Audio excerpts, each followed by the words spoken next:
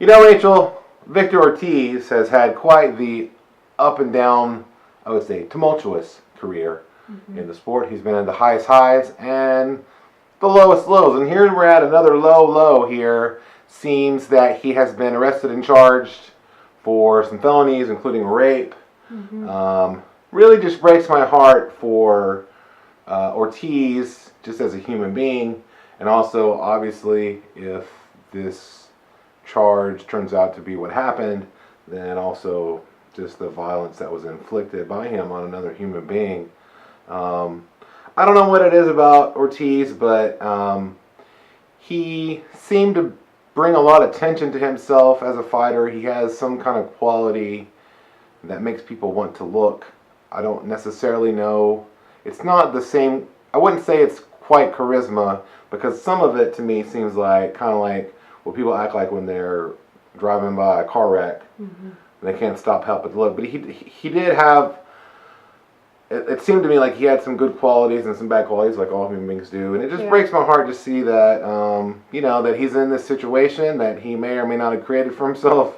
And that, he was supposed to fight on Sunday on BBC, and here he is in jail. I don't know. Nobody knows whether the fight's going to go on. I've seen it happen both ways, so that's not really the important thing. The important thing is, what do we do with this story when we read a fighter gets arrested and charged for a heinous crime such as rape?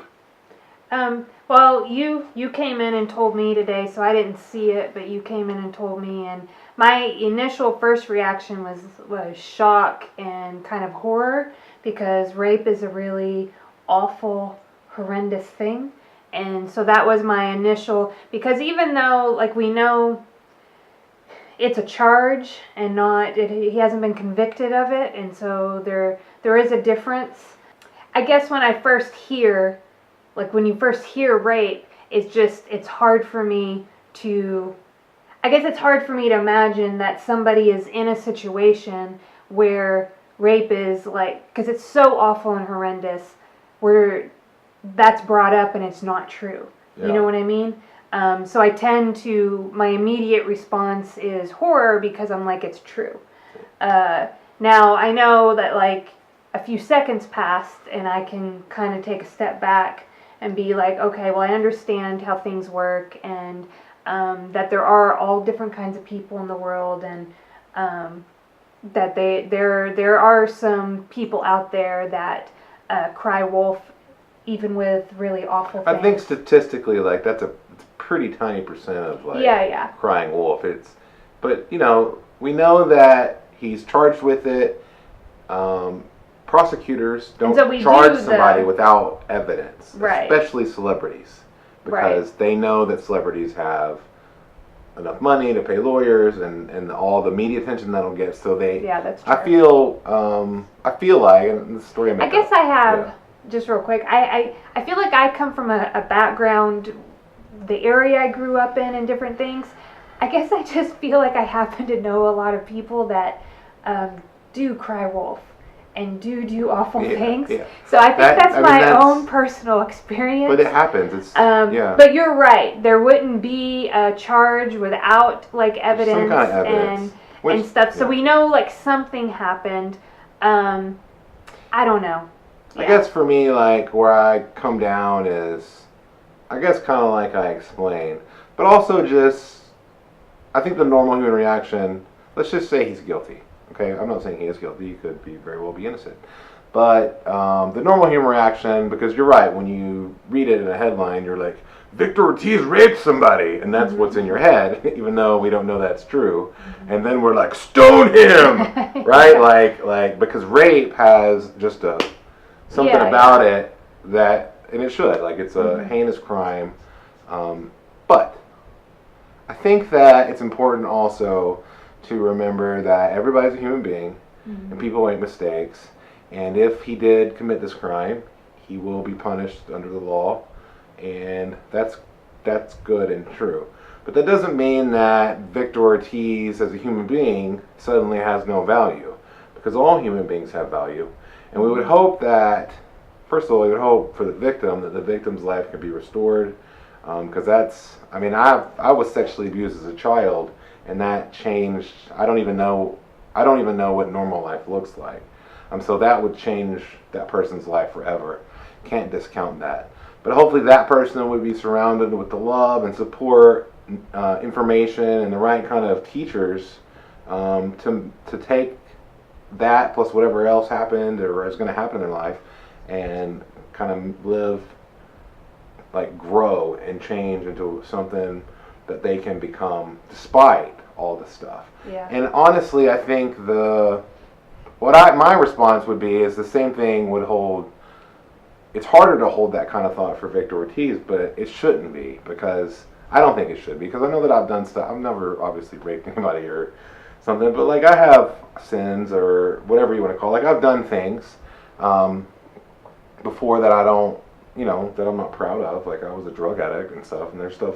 I know it's not. What I would like for myself that I have a hard time doing, I would like to be able to say that that act was an awful, horrible thing, and the person that committed that act needs to be held accountable for that, and there needs to be justice for the victim, and at the same time not to tear down this human being and also say that they have no value. So I tend to go all in. I'm like, the act is horrible, the person is horrible, the whole thing's horrible, and I, hate you, and, I'm gonna, be up in arms about it and tear you down, or, I might have feelings of wanting to, like, go yell, like, you're a horrible person and you should never blah, blah, blah, whatever. But for myself, I would like to see myself grow in a way that I could say the act and have justice served for the victim, but it doesn't mean that I carry around like hate and like poison in my heart against a perpetrator. Yeah. And for me, I guess like a similar thing in that, and it's like society decides what society calls justice. It has laws.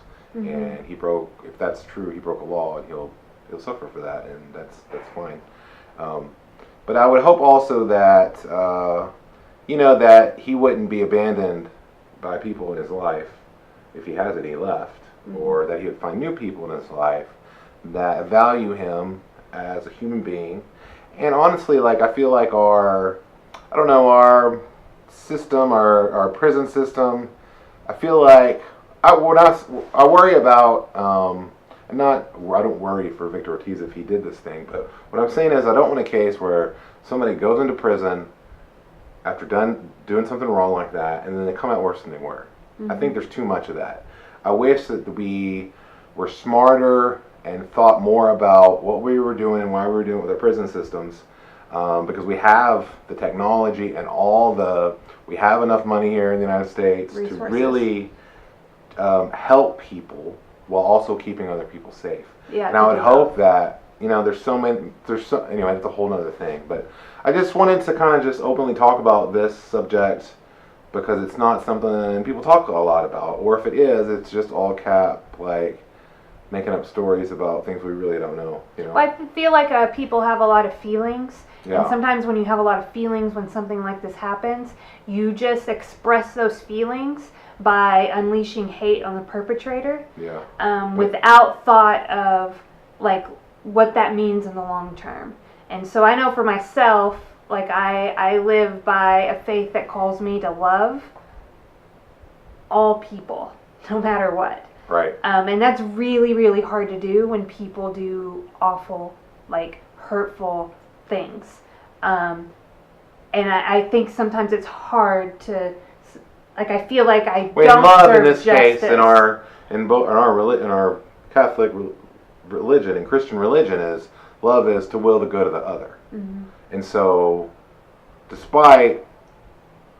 will the good of a rapist would mean that justice is served, because you certainly don't become a better person by doing whatever you want and going free. So the punishment would be an important part of that, but also treating that person like a human being, that they would still rehabilitation. Have, not like we're going to shove you in a hole for 10 years and then let you out, because that doesn't serve that person or the rest of society any good. And that person reflecting on like, well, what was I doing when I did this thing? Why did I do it? And really get at the core root issues of those things, because there's no doubt, both in all situations, both victims and the perpetrators, just like with sexual abuse, most of the people that perpetuate that were sexual abusers themselves. And so there's no doubt that we're all hurt and everybody is hurt, and that we all have a responsibility to be responsible for ourselves, and that includes like looking at the things in our own lives where we can better ourselves. And so I would just hope that if, you know, we're making up a lot of stories here, but if Ortiz ends up in jail, then I hope that he has the wherewithal, or at least the people around him, somehow, some way that would help him see that you did something wrong, but you still have value. Yeah. And I think we don't have enough of that in our society.